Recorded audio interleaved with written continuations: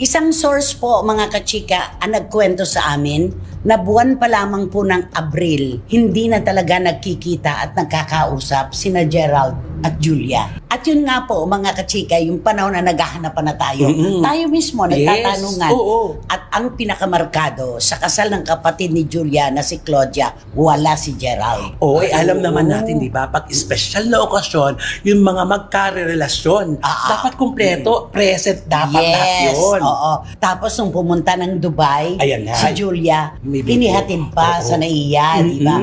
Pero yung video, halata mo na parang wala na yung magic, ano? Oo, wala na yun. sweetness na ano. Oo, na alam mo, wala lang, naghatid lang. Oo, parang ganun lang. At eto na nga po yun. Kung mula nung April ay hindi na sila nagkakaroon ng komunikasyon, May, June, July, 4 na buwan na.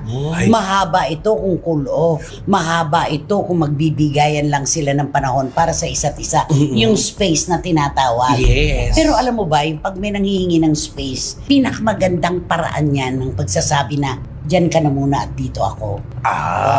We need space. Oo. Nakakatakot yun. Ay, oo. Di ba? Saka papunta na talaga yung lahat ng halos narinig ko nagko-cool off, dire-diretso na yun sa hiwalayan. Totoo Oo, yan. At saka alam mo si Julia, di ba? Nandun sa palagi sa 8 Bulaga. Parang hindi nga nababanggit si Gerald, tapos parang hindi naman sa binibiro.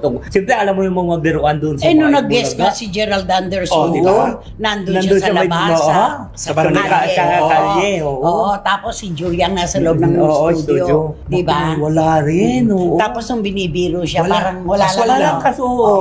Na- Meron kasing kwento na ang gusto raw kasi ni Gerald, magpakasal na sila. Oo. Gusto na niyang magbuo ng pamilya dahil hindi na nga naman siya bumabata. Ang ano naman, ang problema yata, si Julia ang hindi pa ready. Pero bakit mo naman pipilitin kung hindi pa handa? Oo. Di ba? Ay, at saka ito ba ang dahilan kung talagang mahal mo, hindi ka makakapaghintay? Oo naman, pag mahal mo, hihintayin mo. Oo. Meron pang isa. Meron daw pong third party kay Gerald. Ayan. Ayun na. Yun na yan.